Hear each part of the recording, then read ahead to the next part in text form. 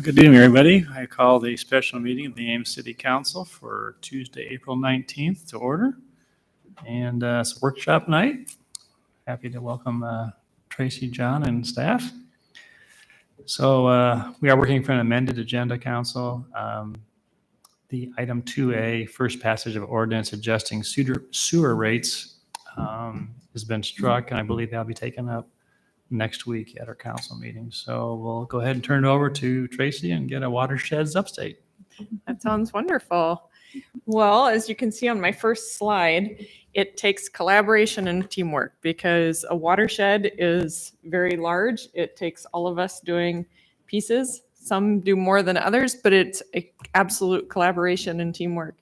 And so this picture is of Dan, and I'll introduce him in a second. He was teaching how to do water quality testing to some county conservation people that came in for the Lowhead Dam. They were looking at the Lowhead Dam there in River Valley Park, and then went and saw some of our other projects, but he was nice enough to teach them how to do volunteer water testing. So it was a fun day. So if you want to go on to the next slide. So these are just some of the people we have here tonight, but a lot of others who do a lot of stormwater work for the city. In Public Works, we have our director, John Joyner, here with us, and Tracy Peterson, of course, and then Cesar Cintron, Liz Calhoun, and Jake Moore do a lot of stormwater education outreach and review of the subdivisions and site plans as well. And then water and pollution control. Maybe John, if you want to cover your staff. Yeah, so Neil Weiss, our assistant director, really heads up our watershed-based nutrient reduction projects. Mary Ann Ryan, lab supervisor, lab staff, is heavily involved. And then Ashley Giesman and Dustin Albrecht are managing projects for us in the watershed. And then we have Prairie Rivers of Iowa that does a lot of watershed work as well. And Dan Haug is here tonight. And Dan, do you want to introduce the other members of your team? Sure, yeah. Penny Brown-Huber is our executive director. We just hired a new pollinator conservation specialist, Jessica Butters, and she'll be presenting at an eco chat coming up. So we do a lot of work collaboratively with the city to do education around watershed as well as other environmental topics. I do water quality. So just as a reminder, we have a lot of streams and the Skunk River as well in Ames. And then with annexing over for East Industrial, we've dipped into that West Indian Creek watershed. And so you'll see a lot, the watershed boundaries don't just stick to the city limits or to the county limits even. So that's why we call it watershed, and it's a lot more than just working in Ames, but it is working in Ames as well. And so we are going to let Dan go first with talking about the water quality monitoring that we've been doing throughout the county. Okay, thanks for having me. Is it better if I stand up or sit down? Okay. So just a reminder why we are doing a locally led water monitoring program. Here's some friends of mine paddling Iowa Creek north of town. Got a water sample that day. It was 10 times the primary contact recreation standard. If I'd gone to the DNR webpage that day, I would have seen not assessed. Now, thanks to the data we've collected, we have waters in need of further investigation, which at least tells people there's some problem that we need to be aware of. And we've been working to try to get a little bit more clarity on our local waterways and what the issues are. I was here presenting to you last spring, I think, about a 10-year plan for water monitoring that we developed with city, county, other local partners. Now we have 2 seasons of data to present. So we have a report out on Prairie River's website. Water monitoring has been very much a collaborative effort. Here's some of our partners. Story County Conservation has provided kits to volunteers to do regular monitoring. City of Ames has provided laboratory support that has been really valuable. Isaac Walton League has done volunteer training and has a database. At Prairie Rivers, I've been doing data analysis as well as some volunteer events. We've had financial support from a lot of partners, especially Story County and the City of Ames. That's allowed me to spend as much time as I do on making sense of the data. A little bit about what we've been doing the past year, the past 2 years. Tomorrow I will be going out and doing as I do every month, testing of 10 streams around the county and bringing those samples back to Mary Ryan at the Water Pollution Controls Lab. Here are the sites in green around the county where we do testing. So there's 3 that Water Pollution Control was already monitoring on a weekly basis above and below the wastewater treatment plant. 5 in town that were being our urban streams that were being tested for E. coli. And now we've added nutrients and some other things as well. And then 10 sites around the county that we've been testing monthly, and then 2 swimming beaches, Peterson Park and Hickory Grove. There's been a lot of volunteer effort. I think now there's actually a waiting list for volunteers with Story County Conservation's program. So really a great amount of enthusiasm from Ames residents and from Story County residents. Here's some of the sites that were tested. I think there's 38 sites that got at least some testing. Since the program was really getting geared up, some sites were monitored less often than others, but a lot of people were making a twice a month commitment to test their local stream. I've continued the tradition of twice a year volunteer snapshots in the Iowa Creek watershed, which extends from Ames northwest up to Stratford and Stanhope, where we monitor many streams on the same day and are able to get a picture of kind of where the hot spots are for pollution.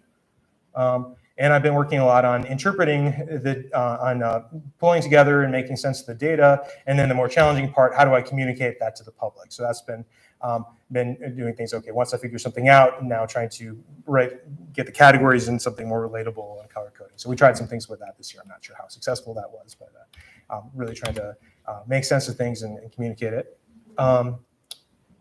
So let's see, did you get a handout?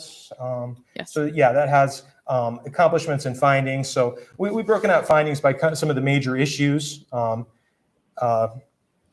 And so I'll kind of go through those. So 3 of the issues, Gulf hypoxia, local nutrient enrichment issues, and then fish are related to nutrients, nitrogen and phosphorus. Last year was a drought year, so nitrogen was pretty low across the board. And that meant that we're not seeing as much differences due to land use and land management. So last year, or in 2020, when we tested College Creek, was much lower than the rural sites. And Glacial Creek, which has a CREP wetland that removes nitrogen, was also showing much lower nitrate levels. But then this last year, we weren't really seeing any difference. So we're really realizing how much we need to pay attention to weather if we're going to make sense of water. And so that's going to be kind of guiding us moving forward. Can we pick up on those times when pollutants are moving? The one thing that we did see last year during the drought was unusually high phosphorus levels. So volunteers having to break out the high range vials to measure phosphorus. And what we found looking across the county is that most of the sites that had high phosphorus levels also were below sewage treatment plants. So Nevada, Colo, City of Ames, Huxley, mobile home parks. We have a huge amount of data from below the Ames, the outfall of the Ames wastewater treatment plant, the water pollution control facility, that we were able to use to make sense of this. So this is showing phosphorus against stream flow with higher flows in purple on the left and low flows in yellow on the right. And so as the water levels go down, effluent is less diluted and phosphorus is higher in our streams. I think that's going to change moving forward as capital improvements are brought on at the wastewater treatment plants and adding new capabilities for removing nutrients. What we saw last year doesn't really make much difference for hypoxia in the Gulf of Mexico because when you have a trickle of water, not much is actually getting to the Gulf. So for phosphorus, what really matters is those high flows. But we're wondering, is this affecting fish and aquatic life in our streams? And we had some volunteers doing some surveys of insects that were kind of suggesting that it might. And we also had volunteers testing dissolved oxygen. We saw that some of our streams in Story County were falling below the danger zone in red with a low dissolved oxygen level. So what we saw is that West Indian Creek below the Nevada sewage treatment plant really was in that danger zone. The South Skunk River was not. And there was kind of mixed results with that. So we're not quite sure what's going on. I know you've expressed interest, concern about E. coli, and so we have some more findings about that. This year, we really weren't able to make comparisons between the South Skunk River and Ioway Creek because Ioway Creek was so often dry. And we really need 7 samples to be able to evaluate against the standard. But for the streams where we did have enough data, what we were seeing is that lakes are generally cleaner than rivers. So West Peterson Park and Hickory Grove met the standard. The South Skunk River in Ames was meeting the standard. Further upstream in Story City, it was not. And then many other rural streams were not meeting the standard. And that's what we saw last year, too, is that South Skunk River in Ames was meeting the standard. Most other streams in Story County were not. We tried to do some projects this year to narrow down sources. So I was collecting samples of stormwater runoff when we did have rain, and took some of those to a chemistry professor at ISU who was testing these for a tracer that's found in laundry detergent. Unfortunately, we found that there are other things common in Iowa water like neonicotinoid pesticides and chlorophyll that also glow in that same range. So he's going to work on some methods to see if he can disentangle those. But for now, this tracer project has not told us much. Another thing we're going to be trying to do is looking at matching the data to where sewer lining has been done. We're seeing some signs that like foam in and high E. coli levels in some outfalls that receive stormwater runoff, and if the city's been investing a lot in lining sewers because water causes a problem when it gets into the pipes and to the plant, and if water can get in, then presumably it can get out. And so, this is one possible source of E. coli, and we're going to be kind of looking into this and seeing, are we seeing any improvement in E. coli in areas where there's been sewer lining projects done? So the other way we're going to try to narrow down bacteria sources is by analyzing the data of what's going on with the weather. So in this report, I've kind of broken things down by, is there enough water to float a canoe? And under conditions when there's not enough water to float a canoe, some sources are going to be more important than others. So if we're talking about cattle in the stream, is that a source for E. coli? That's going to be more of an issue under those low flow conditions when cattle are trying to cool off, when there's not as much dilution.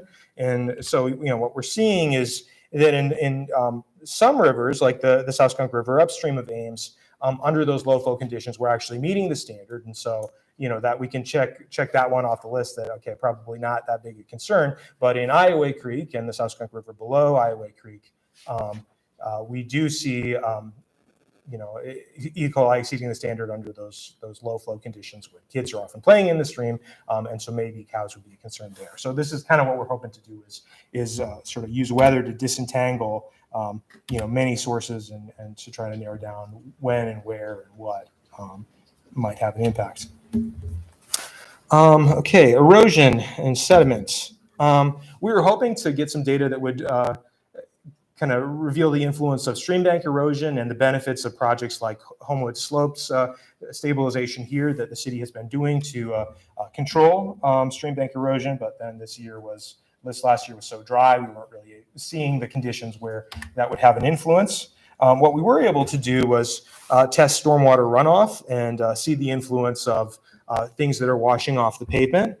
So in addition to our monthly sampling, I was able to get a storm sample in between these two dates, and we were seeing sediment, E. coli, and phosphorus in order of magnitude higher than we were seeing during the regular sampling. So clearly there's some pollutants that are carried in rain. Nitrate in runoff, nitrate isn't one of them. It was actually lower during the rainstorm. And we're seeing the benefit of the city's stormwater ordinances. So did some testing of an outfall of a pond, a detention pond in Northridge, very low sediment, E. coli, phosphorus levels.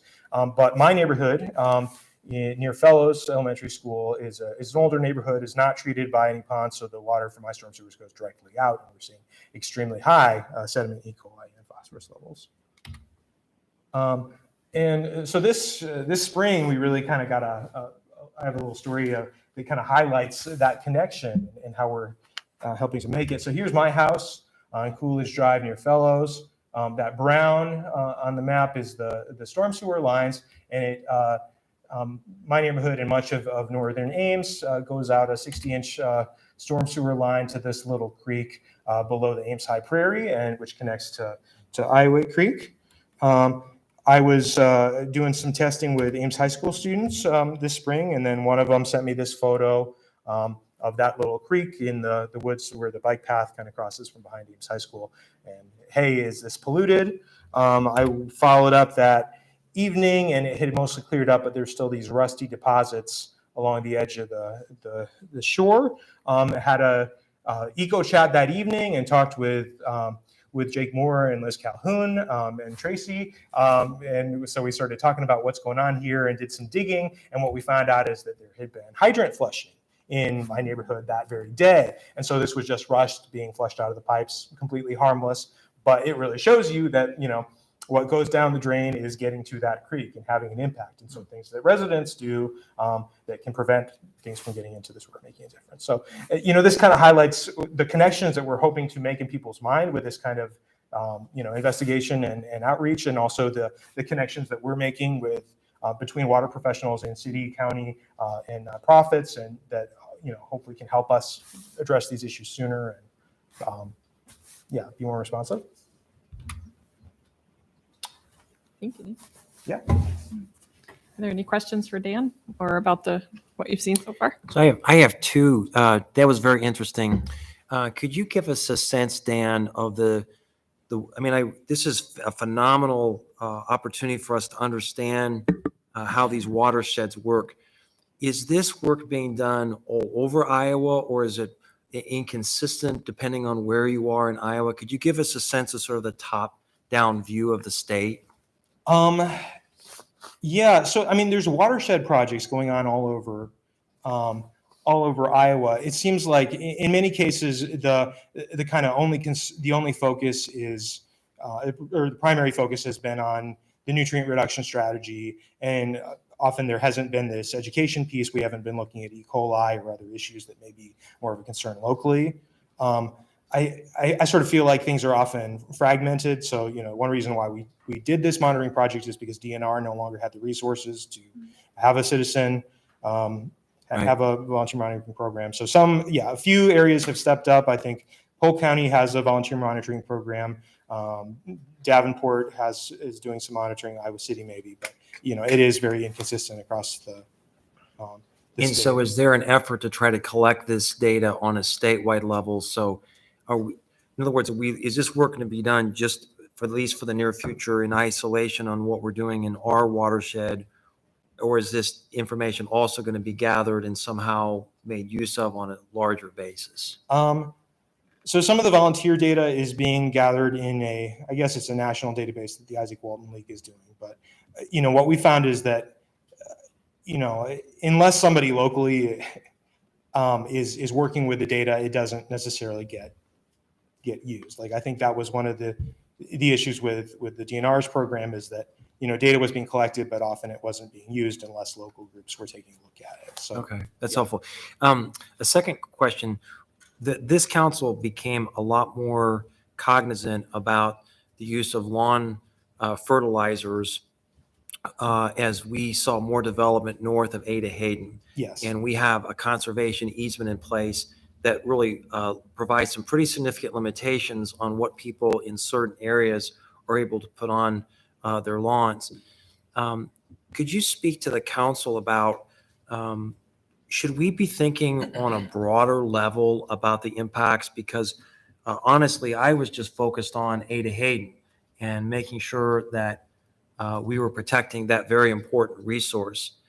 But you make sort of a compelling case that perhaps because all of this eventually makes its way into our streams, should we at some point be thinking about this issue on a broader level rather than just Ada Hayden?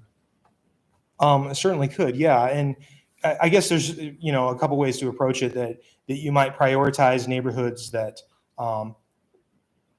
because some neighborhoods are being treated by ponds or rain gardens. So you might take a look at which neighborhoods, have the more direct path and need it, or maybe I guess the other approach is a citywide kind of education campaign. Do you really need to be applying as much lawn fertilizer as you are?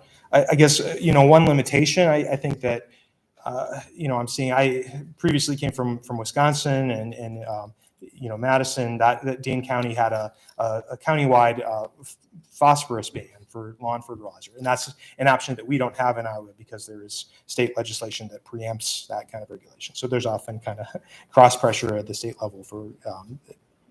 But certainly working with landscaping companies and lawn care companies and educating homeowners about about lawn fertilizer and the connections is And certainly we would want to start with education before, we talk about carrots and sticks. We certainly would want to start with an education effort first before we look at something else. But I guess what I need your help with, do the numbers warrant looking at that? I mean, are you seeing data that would say, Ames, you need to look at trying to educate your residents and your lawn care companies to try to reduce what's being placed on our lawns? I'm not sure. I know for nitrate, like College Creek in Ames has much lower, like 2 milligrams versus 10 milligrams, in Iowa Creek. So typically urban creeks have much lower nitrate levels than other creeks. So, when I hear about, lawn care, I think that's kind of a distraction. It's like lawns, are growing year long, whereas on our crop fields, we have long fallow periods, and that's why nutrients can escape. So it seems like, and there's been studies of golf courses where they found that, very little nutrients was, getting to creeks from golf courses. So with phosphorus, I'm not sure, because I know in other cities that has been a problem, that people apply phosphorus when there's plenty in the soil and it's not needed. So yeah, maybe first step would be to investigate a little bit more, at a kind of a plot scale. How much is that an issue?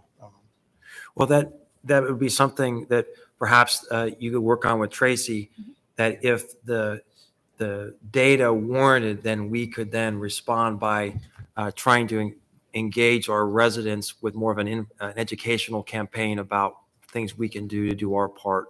But so you'll be monitoring for that. And I did have one final question. We've been talking about surface water, but I also am very concerned about Iowa's wells. So Iowa has a very high rate of contamination of our wells. And is there any sense in which what's happening here and what you're studying has any impact at all on the quality of wells in Iowa, or are those really completely different? And that may be a question for John. It would likely depend on whether it's a shallow well or whether it's the deep well, like where we draw from. So some of the rural, more residential areas that have a shallower well, a lot of the nutrients have been shown to be impacting them. But maybe John. Yeah, I can't speak to a lot of residential wells. I can talk to the municipal supply wells.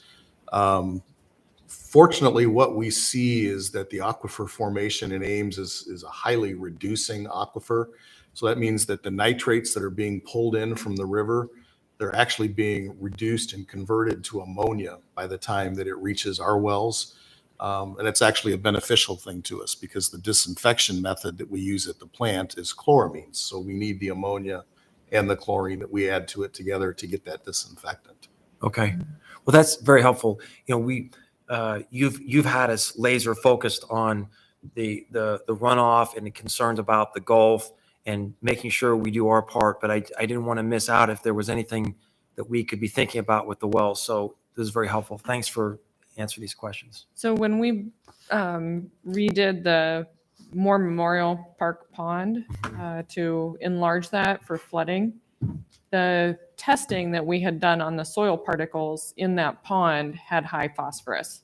So from the subdivisions of the fertilizers that are applied, it does get intercepted in those stormwater basins and connects to those soil particles. So then it's not necessarily maybe getting discharged as Dan was showing, but it may lead to us needing to rehabilitate those stormwater basins to excavate that out. And it's also a good reason to continue using the native vegetation, because those native plants can then uptake the nutrients and use them. And they have a really deep root system as well. So that is also the beneficial reason.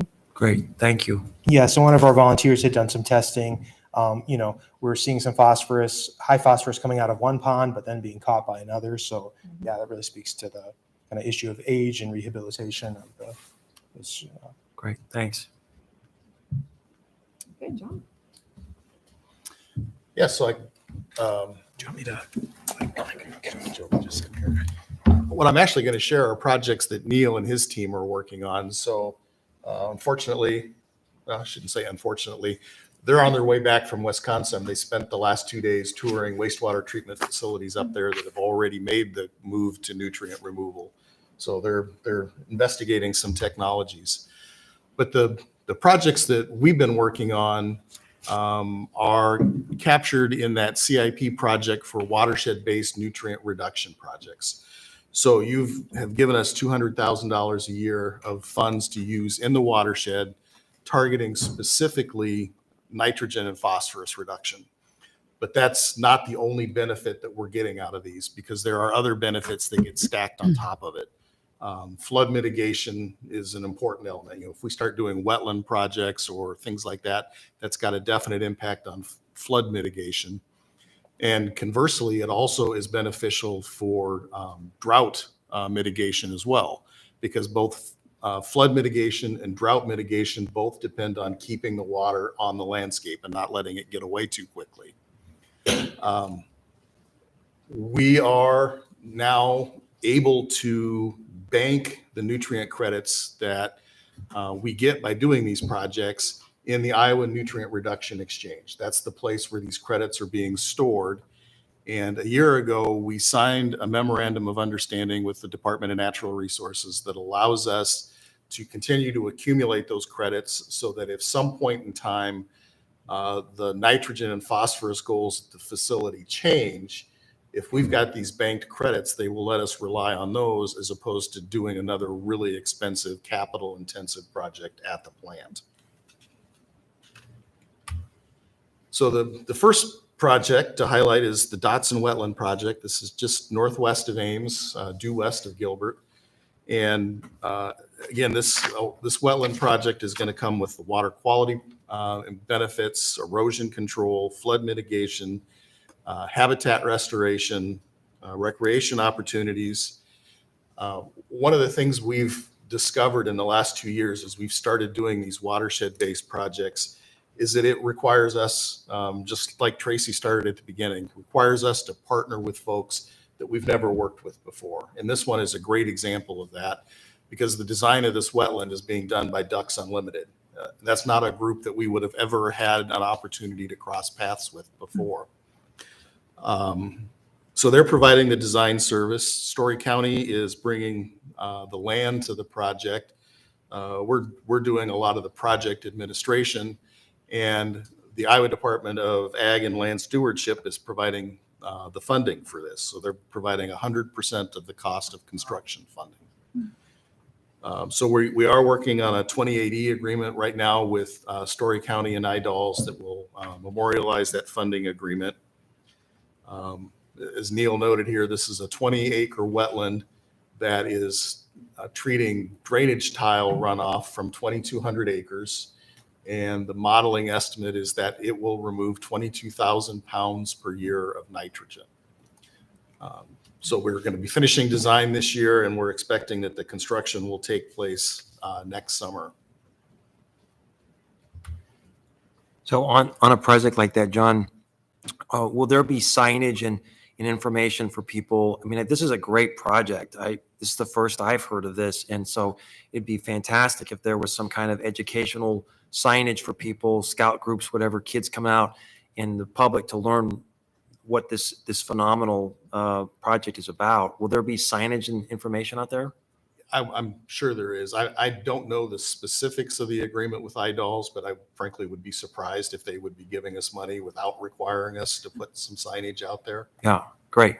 That Datsun one is right at County Line Road at the blacktop that goes into Gilbert. Oh, yeah, And yeah. It is I know where that very is. visible to the public, so a lot of people will be seeing it. Yeah, we want to tell that story. Yeah, absolutely. What was it before? So Datsun subdivision it's a subdivision that Friedrich is doing. And in working for getting approvals with the county, then they ended up negotiating and the county ended up with the lower lying land. And then they're building homes up on the higher ground. And then we came into partnership with them. I see. Yeah, so the next project that Neil wanted me to highlight was the Story County Edge of Field project. So this, again, a huge number of partners that's going to make this project actually happen. The city is going to be the central fiscal agent, so we're going to be receiving the grant funds that come into this, and then we'll be contracting for the work to be done. But what we're going to be doing is following a model that that Polk County has started that has been very successful for them. Instead of going out and trying to contract project by project for all of these site-specific installations, we're going to be bundling them together. So there's going to be about 24 individual projects that will all be bid as one single package. So 25 mostly saturated buffer projects, but there'll be a few nitrifying bioreactors going in as well. Neil says that construction on that is going to start in summer of this year. So these will actually be in the ground this year. On this project, IDOLS is providing 75% of the construction funds. The other 25% is going to be shared between the city and Story County to make this happen. And they are already now working with landowners, getting ready for next year's project.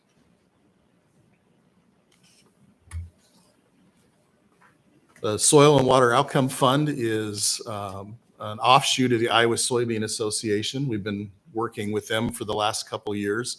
Again, a group that we wouldn't have been working with if we were inside the fence at the plant. But we've partnered with them over the last 2 years to get cover crops installed on 4,000 acres upstream of Ames.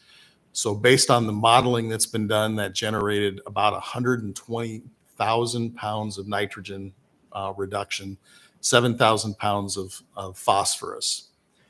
And we have told the Soil and Water Outcomes folks that we would much prefer to be putting the money towards structural practices, things that have a life of more than a year. And so they are investigating and looking at moving in that direction in the future. And then this last project is one that we talked about a week ago when you approved the grant agreement with the Iowa Finance Authority. But this is land retirement at Moore Memorial Park. It's ground on the west side of Iowa Creek that had historically been in row crops. And later this summer, we are going to be seeding that down into a native prairie mix. So again, $61,500 was the grant that we got from the Iowa Finance Authority that covers the cost of establishing the prairie. There is some extra work associated with that we will be picking up. Signage is definitely a part of that additional work. And one clarification from last week, Gloria, you asked about tree removal in the area. So I did go back and talk to Neil and Dustin about that. And they said there will be very few trees that come out, that this project is primarily doing the seeding in the old farm fields. So they said there may be a couple of scrub trees on the perimeter that come out, but the areas that are timbered will remain in timber. John, and maybe this is a question for you and Dan. I don't know which of you would be more appropriate. I see a lot of mention of reducing nitrates, especially. And my rudimentary understanding of the relationship among these different contaminants is that if you reduce nitrates and phosphorus is still at a high level, you may end up with algae blooms. Is that correct? And is it something that we need to be concerned about, that we're getting good reduction on the nitrates, but maybe not so much on the phosphorus? Well, I think it depends on the flow of the water. Oftentimes when you have detention basins and such that don't have maybe the movement of the water in and out, then you do end up with some of those algal blooms. But there's certain ones that are toxic, more toxic than others to be watching for. And so we've talked about that a bit at our water quality team meetings, but we can dive into it more. I have not heard of any concerns within the city of Ames, but not to say that it's not something to keep watch for. The nitrogen components go flowing with the water. They attach to the water particle, so then the phosphorus is left behind on the soil, and so that's why you would end up with that imbalance. Yeah, Thank and I would say that, if we were focused on the Ada Hayden watershed, phosphorus maybe should be the focus there. But yeah, it seems like phosphorus is especially an issue in lakes. And so in rivers, it seems like the relationship is a little bit fuzzier. And I guess we haven't seen as much evidence of algae blooms yet. So, I guess there has been. Haven't seen a good relationship between the nutrient levels and the algae blooms we've been seeing last year. Thanks. Yeah, you want to trade me spots? And I Sure. can run this?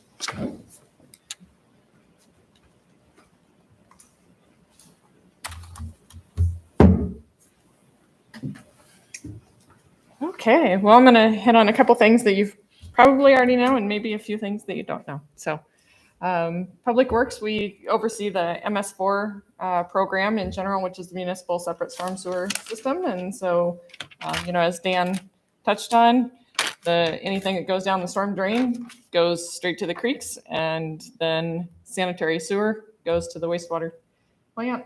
But that is something that a lot of people don't understand. So anyway, promoting and really doing all of the great work that we do around Ames helped us to be the 15th city granted the award of the River Town of the Year last year. And so we did a lot of the things that have already been talking about with the access to the Skunk River Water Trail and the Lowhead Dam modifications there in North River Valley Park. And that celebration is when they had announced that. So we kept going on with that theme last year in celebrating that achievement. So this is one that I keep getting a lot of questions about. So I know it was done in 2017, but I wanted to bring it up again just because it's directly south of Lincoln Way. It's very visible. It's a grade control structure. There's sheet pile with concrete cap, and it was severely eroded around there. And so we had received FEMA grant money to fix the erosion and protect an existing water main through there. And we analyzed whether to pull out that grade control structure at that time. And what we analyzed was the slope of Iowa Creek through there. That's why it had been placed there. And so we did modifications to that to make it safer. Plus we did a bench along the edge so that if people were using it as a water source of recreation, that they could safely get on that bench. I know there were problems several years ago before we even did this project. The banks were so steep and somebody overturned and they called 911 and were trying to get out. And, with the steep banks, that's a recreational hazard. So it's been made safer and it's been very resilient as it was created. Tracy, before you go on, is that Yes. is this one of those, council got a email a while back from someone concerned about signage on Iowa Creek for either dam ahead or, rough, if they get turned over and they could have accidents. Is this one of those locations where there was some concerns about that? Do you know? It doesn't dive as deep right after it, but because we did a riffle pool right after that, some rock, but we can sure work on some signage. Yeah, I think the area that specifically you got that email about was farther north on the creek. Yeah, and has that signage been put up, or is it going to be put up this year, or? I think it was up. I know Neil was working with the streets Yeah, department. I think to the get that council signage directed done. or asked staff to go ahead and proceed with getting some signage up to Yeah. just warn the recreational Yeah, users of the I waterway. believe that signage was done. We were working with the university on that too, weren't we? We- The Yeah, we University were, property. because it was right adjacent to Vinker was where Yeah, that Vinker. location Okay. was. Yeah, there's a low head dam up there. Thank you. So as Dan had already hit on, we make sanitary sewer improvements. So it's funded through the capital improvements plan at just under $4.5 million a year. And we do spot repairs, sanitary sewer pipe lining, and then the manhole.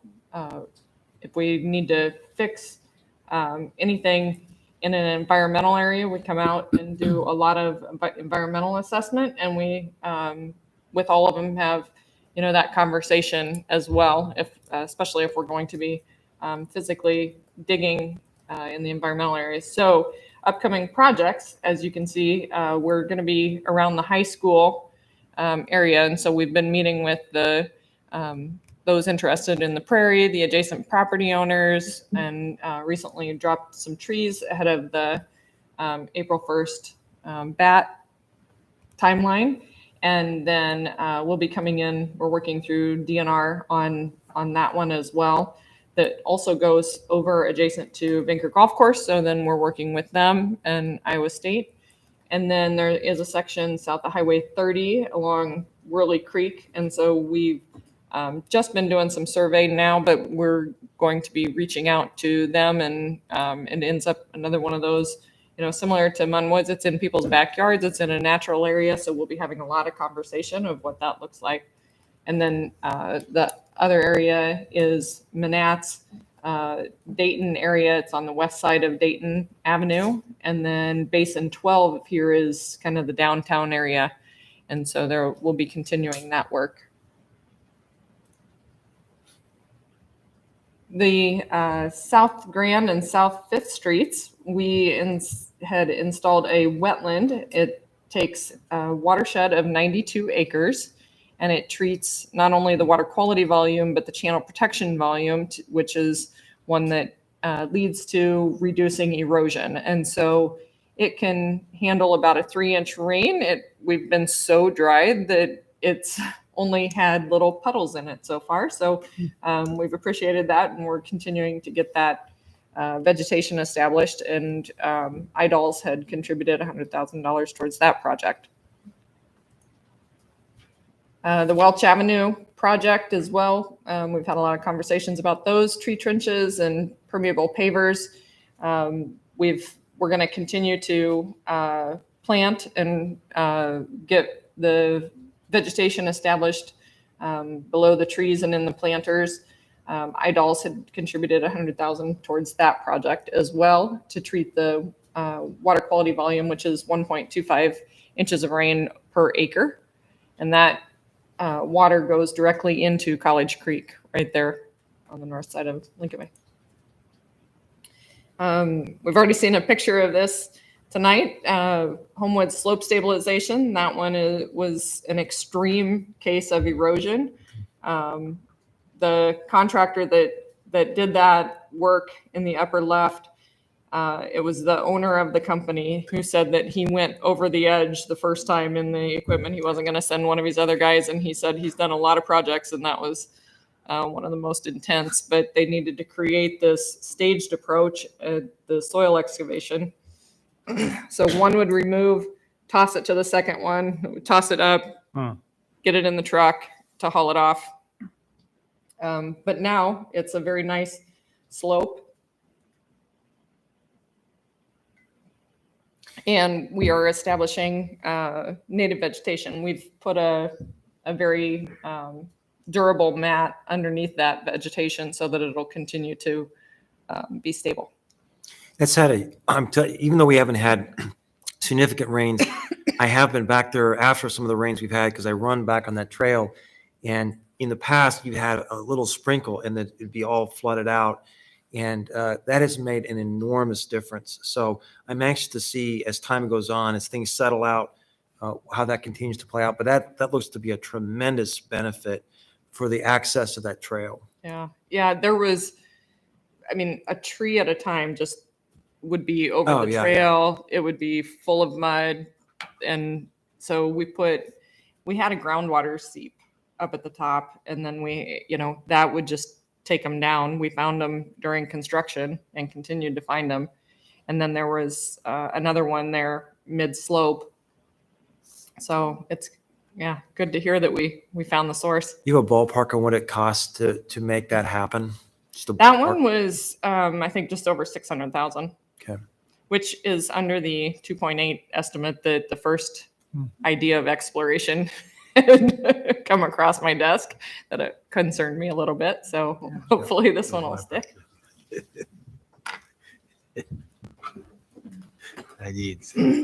And you're all aware of the Iowa Creek Restoration Flood Mitigation Project.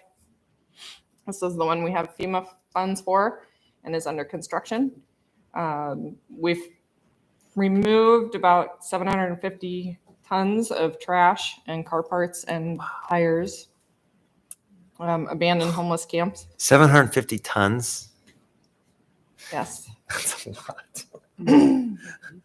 And that's not including the buildings. So, yeah. A nice part of the story is that the trees that were taken down are used for root wads, furniture, trim, pallets, and home building. The last tree contractor took and hauled off a lot of the logs because they saw them and build homes with them. And so they were very excited. So there's a lot of sustainability aspects to this. The retaining wall, if you've seen that, Red Lobster's pretty pleased with it. I sent a picture to them out of their corporate office to show them an update.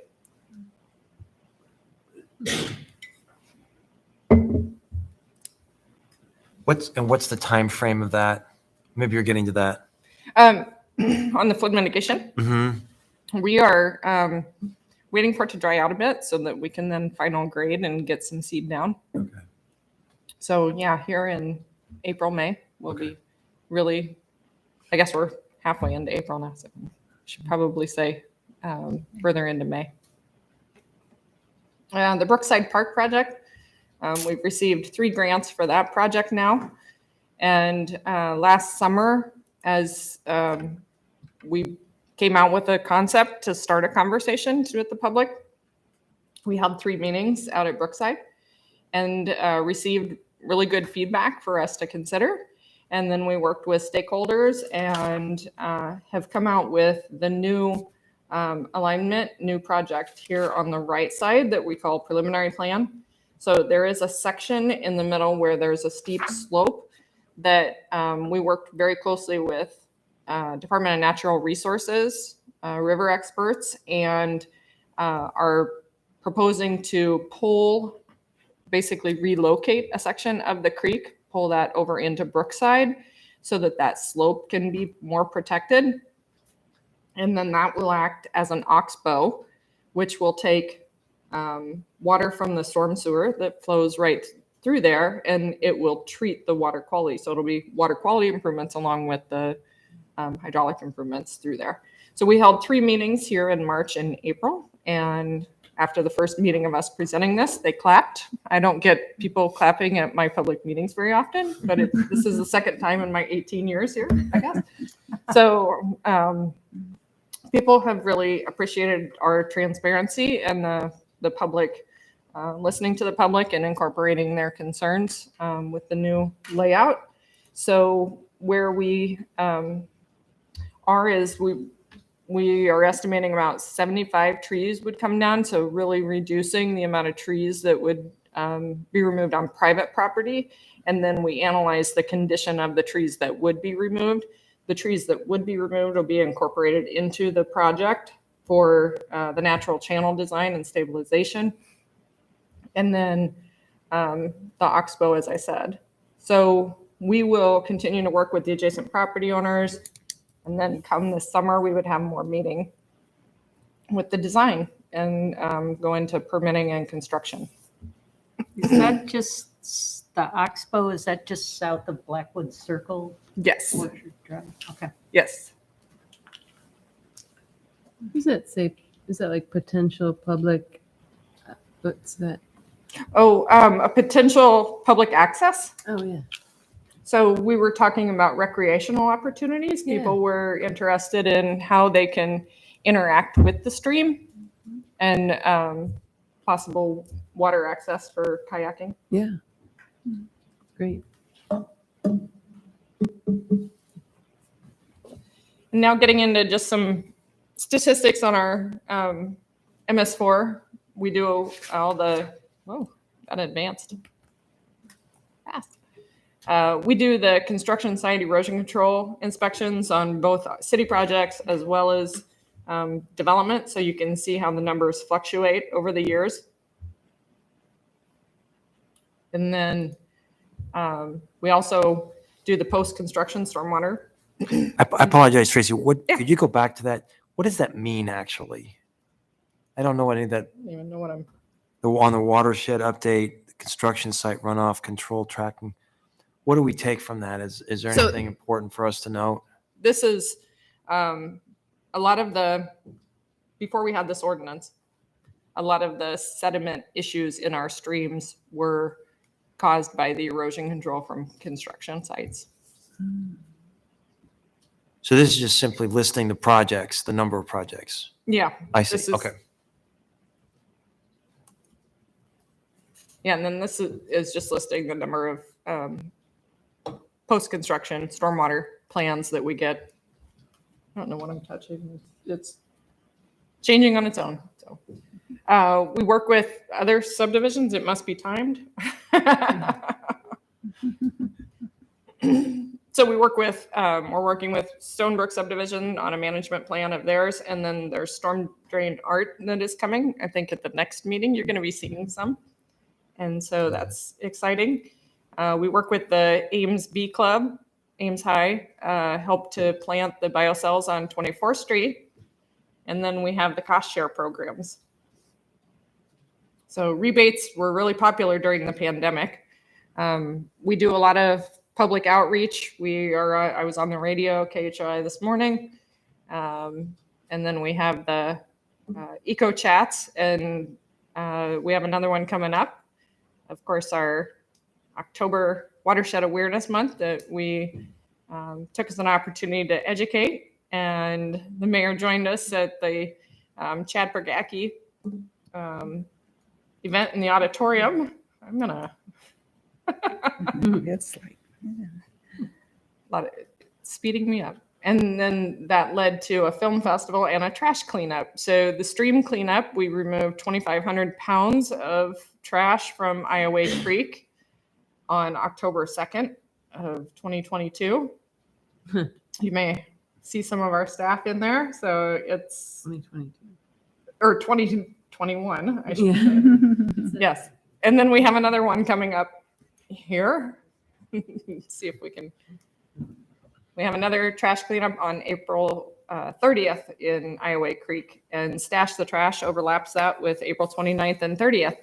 And we are kicking off tomorrow a pollinator task force to help with establishment of native vegetation that helps with the flyways of pollinators that are declining, on severe declining in the state. Some of that is the pesticides and herbicides that you've talked about. And so pulling people together to have those conversations. And then we have the Eco Chat, Prairie Rivers with their new pollinator coordinator. We're really excited. She's been working in, it's the Konza Prairie, I think, in Kansas. Yes. So that's really exciting that she's coming to Iowa to join us. And then we are going to have an eco fair again, but it's going to be in the fall. So October 1st.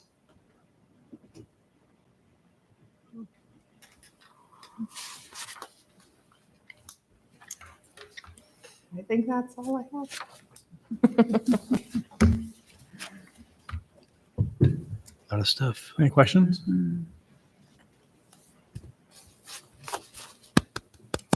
All right. So we have some upcoming projects that you'll see us. We're obviously continuing to work with the watershed management authorities. We have the Iowa Creek and the headwaters of the South Skunk.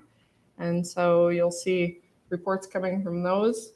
The Sturgis property that just got divided off, Iowa Natural Heritage Foundation has that now. And so they're putting a team of us together to look at what improvements could be done on that property. And then Kurt Friedrich had talked to you about the other one that's just north of town at the Dank Bar property. So that's another example of where we can put in some sort of measure to reduce flooding and improve water quality just as it's flowing right into the edge of town.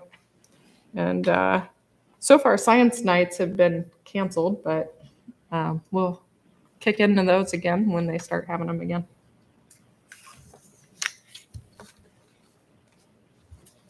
Well, thank you very much. Thank you. I think John gets to stay.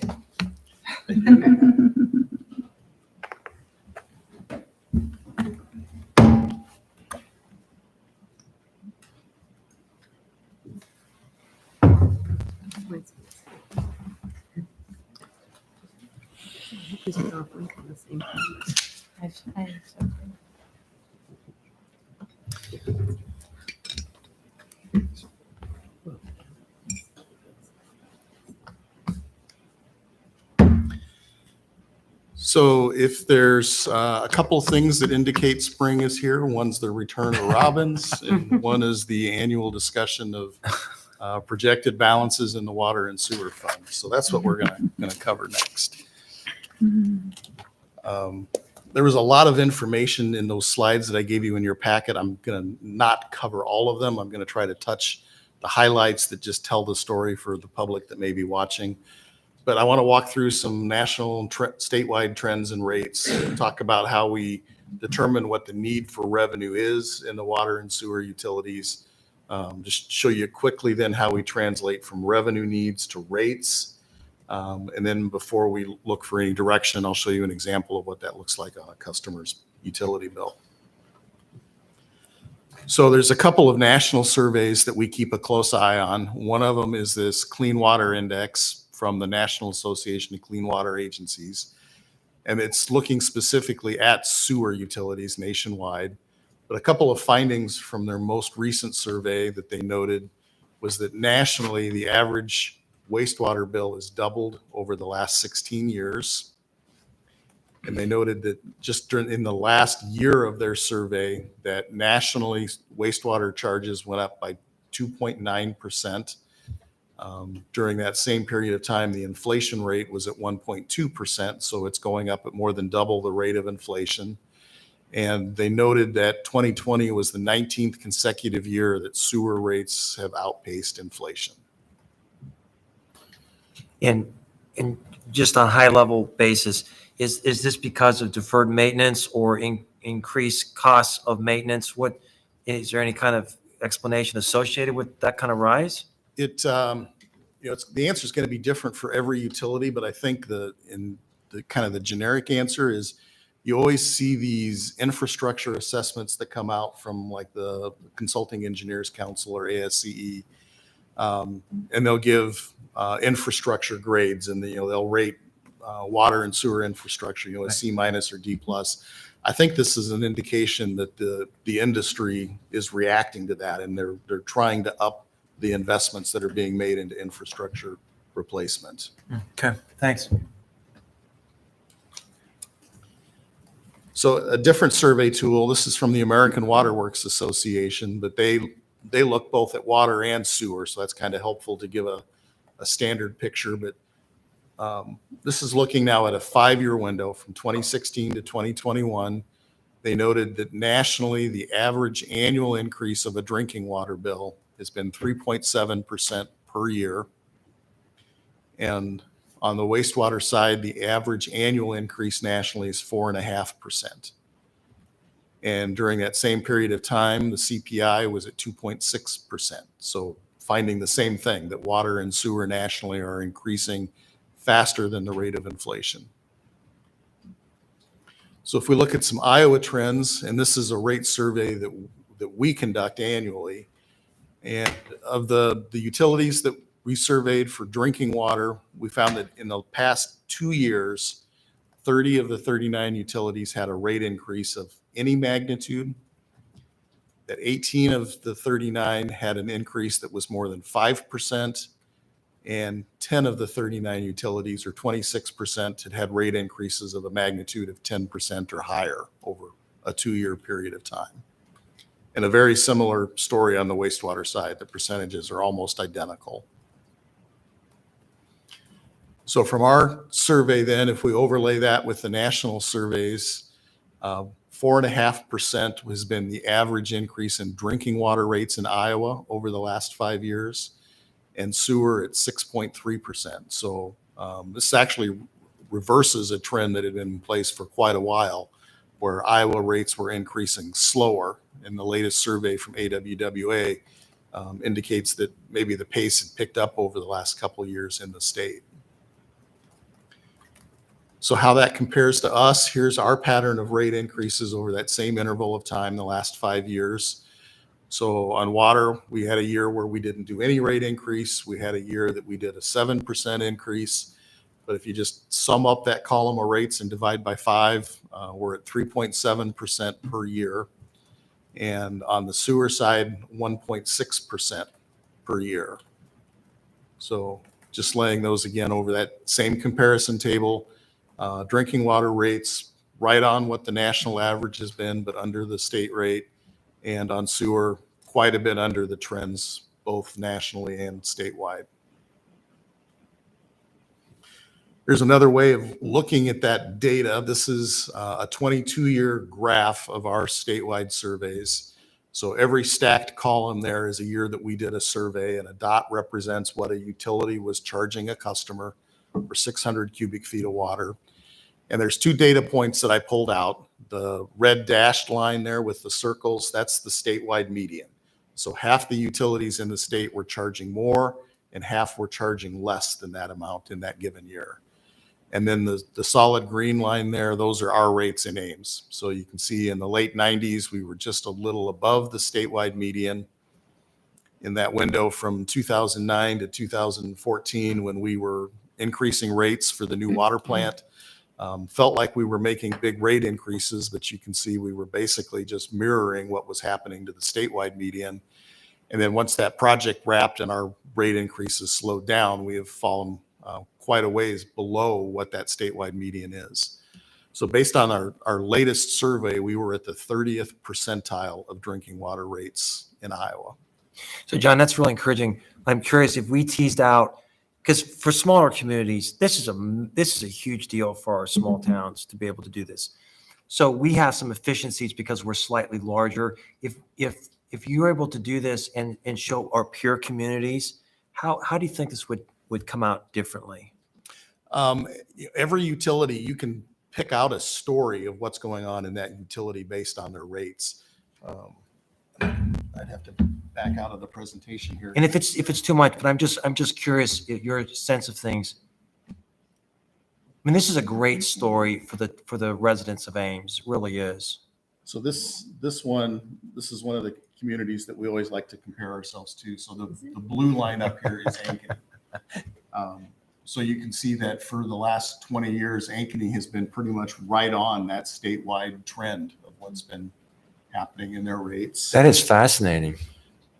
The other one that I had pulled out, this is Iowa City. Where's Iowa City? Yellow. So yellow. I was just kidding.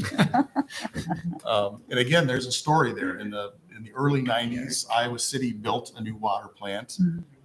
They had proactively adopted a pattern of rate increases for multiple years. And what ended up happening is they'd actually overshot the mark. So you see there in 2001, they kind of peaked in their rates, and they had tailed off then as they were backing them back down to get to where they needed to be. And for about 20 years or so, we've been pretty much right on top of each other.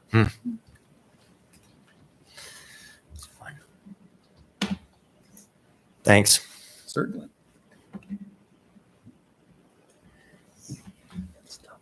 And so here's a similar graph on sewer. The pattern is very similar. But again, if you were go in and pick out individual communities, it's not the same utility that's at the top every year. It's not the same utility it's at the bottom every year. It really goes by who's done a big project recently that ends up being at the top. And so they'll jump up, and then a few years later, somebody else will do a project and they'll leapfrog over them. So the things that are driving our budget right now is certainly capital. And I put it in two big buckets on the sewer side. Certainly the nutrient reduction modifications are a very intensive capital project. Over the next 10 years, which is how far we do our rate projections out, that actually includes the first and second phases of the nutrient reduction modification project. So it picks up about half of that total project expense, roughly $20 million for nutrient reduction. And then we're also going to roll our headworks modifications into that first phase. So that's another $10 million right there. I would note that if we were not doing the nutrient reduction project, there are other expenses that we would be incurring. For example, the trickling filter media that's going to be replaced as a part of the nutrient project, that has an estimated life of 25 to 30 years. We're at 33 years right now. And that's an $8 million expense to repack those filters that we would incur if we were not doing the nutrient project. Similarly, there'd be upgrades that we would have to do for improved ammonia removal. So we are offsetting some of the expenses. And the other thing I would note is when this project is done, we will have essentially a brand new water pollution control facility, because we're going to be moving through the entire facility over the next 17 years. And essentially the entire facility is going to be renewed. And again, the other bucket then that I would put in for driving reasons is the infrastructure renewal and replacement. And whether it's equipment at the plant or it's the significant investment that John and Tracy and their group are putting into sanitary sewer rehabilitation, that's also a significant driver of the cost for the utility. And then I wanted to highlight one group of projects that are not driving rates, and that's the sewer improvements associated with the Ames Plan 2040. The city received approximately $12.25 million in designated funds from the American Rescue Plan, and $9.4 million of that is going to go towards making those sanitary sewer investments to open up new development. So that new development that we're trying to foster is not something that's driving sewer rates. That seemed like a pretty important point to make. So the way that we look and try to determine what the revenue needs are is in a spreadsheet that we run every year. And what this is looking at is the projected ending balance in each fund. So specifically the sewer fund is what I have up here. So the 2021 bar there, that first one, that's showing you what the ending balance in the sewer fund was on June 30th of 2021. And we put in all of our expected operating expenses, capital expenses, looking ahead, everything as we know it now over the next 10 years. And we look to see what the fund balance is likely to look like. And the first run through that, we always assume no rate adjustments. And if we were to do nothing for the next 10 years in the sewer fund, this is what it would look like. The goal of the model is not just to keep the fund balance above zero, but it's to fill the yellow box that you see up there. That's our target operating reserve. We came to council a few years ago. We were holding a 10% reserve, and we were starting to become uncomfortable that was maybe not enough of a buffer. And so we are gradually increasing that by 1% a year. So it'll take us 15 years to get there, but we're working our way up to a 25% operating reserve. So you can look at this and you might say, well, you've got a positive fund balance until you hit fiscal year 28, 29. Why don't we wait till that point in time to do a rate increase? And the reason is because if we waited that long, we would have to do back-to-back years of 45% rate increases. that does not seem like the way that our customers would like us to try to manage that fund.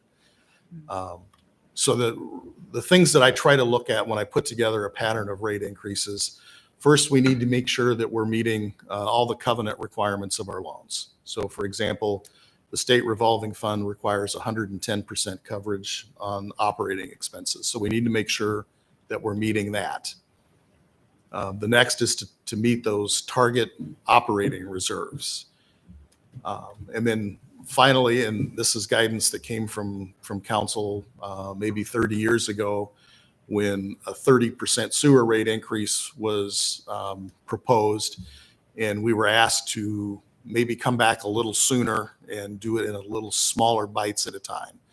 So ideally, what we're trying to target is less than a 10% increase at any given time. That's kind of the gut feel of that should be as big as we go at any one time. John, are there communities in Iowa that do that huge increase and then lay off and then another huge increase? I would say that that's becoming less and less common. And that's actually the reason that we started doing our rate surveys annually, is because people are changing their rates more frequently now. So yeah, I think that that's becoming less common than it was maybe 25, 30 years ago.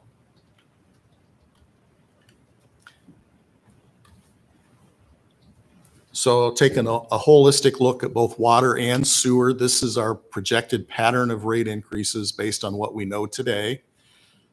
You can see that we do try to alternate water and sewer every other year so that we aren't doubling up the impact on a customer's bill in any specific year. And for folks who happen to be watching, I'll point out that this is a roadmap, but the only thing that council is going to be would typically approve would be just 1 year at a time. And every year we come back and we'll update this, and we can adjust course if we need to, back down a rate increase if costs come in better than we think. We can adjust on the fly. So that's why year one is highlighted, because that is what the staff recommendation is for rate adjustments for this year.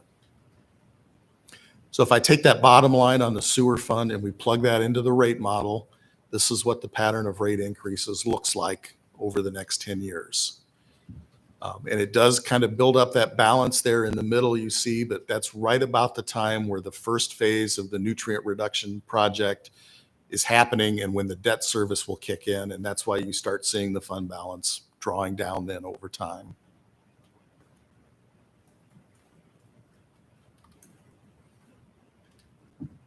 So one of the other things that we ask in our rate survey that we do is we ask our peers around the state, what does your crystal ball tell you? What do you think you're going to be doing over the next 4 years? And so that's what you're seeing here. In each of those 4 years, the first blue bar is the average of what folks think they're going to be doing on water, and the second green bar is what they think they're going to be doing each year on sewer. And so it does look like there's going to be in the vicinity of where they've been the last few years for patterns of rate increases.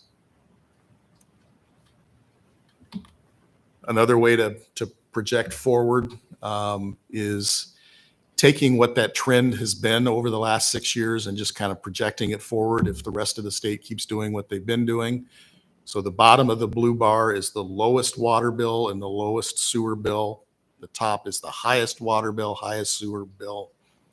The red line, again, is the statewide median. That's what we project that would look like over the next 10 years. And then that green bar, or the green line, is our pattern of rate increases that was on that chart that I showed you just a few minutes ago. So both water and sewer, that's projecting what we would look like going forward the next 10 years.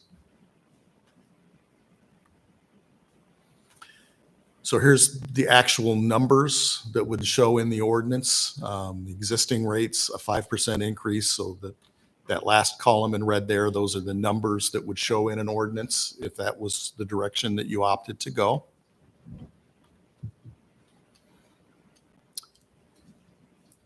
So the only thing that we're requesting right now is the actual rate ordinance, but keeping the full picture in mind, wanted you to know that if you approve that, we would also come back then later as a part of the citywide fee adjustments, and we would be adjusting sewer-related fees by the same 5%. So high-strength surcharge would go up, fats, oil, and grease would go up. Most of the laboratory analysis would go up by 5%. There may be a few of them in there that we need to pick up and adjust because costs are moving differently. In that later fee adjustment, we'll also be adjusting meter setting fees like we do every year, and that's based on actual cost recovery. So we just took bid prices on meters and the brass and bronze products, so we know what our cost is to set meters, so we'll be adjusting for that. But none of that is a part of the action being recommended tonight. That'll come later in the spring. So this is what a customer's bill would look like. And so we're showing all 4 of the utilities that are billed. This is for a typical median residential customer using 600 kilowatt hours of energy, 600 cubic feet of water. So you can see what the electric, stormwater, drinking water, sewer bill would be currently, $139.46. And we're showing here in this both the 25-cent increase in the stormwater fee and the 5% adjustment in the sewer fee. And you sum those all the way across, this typical customer would see their bill increase by $1.72. As a percentage of the total bill, it's 1.23%. And given the way other prices are moving as an organization, I think we can be pretty proud of the fact that we're able to hold utilities to this level of rate increases this year. So our recommended action would be for you to direct us to prepare an ordinance that would adjust sewer rates by 5%, effective for bills mailed on or after July 1st. And if you do that, we're prepared to come back next week for first reading. Second and third reading would happen in May, and that would have the ordinance adopted and in place before customers ever start using water that would be billed at that higher rate. And one totally unrelated thing that I'm going to sneak in at the end here, but this Saturday, we are hosting an open house at the water treatment plant. So from 10 to 2, we'll be giving tours. A lot of those partners that we talked about in the earlier project will be there with displays, information sharing, kids activities, and the forecast, if it holds up, it's going to be kind of drizzly and rainy, and it's be a good way to spend a Saturday. So come on out and see us. With that, Mr. Mayor, I'll turn it back to you for any questions. Thank you, John. Good work. Any questions? Will the entries for the water department art competition be on display for the open house? They will not. We're going to accept those art competition entries through I believe the end of August. We do that specifically because we found in the past folks want to enter artwork into competitions at the fair. And so if we close after the fair, we tend to get a few more entries.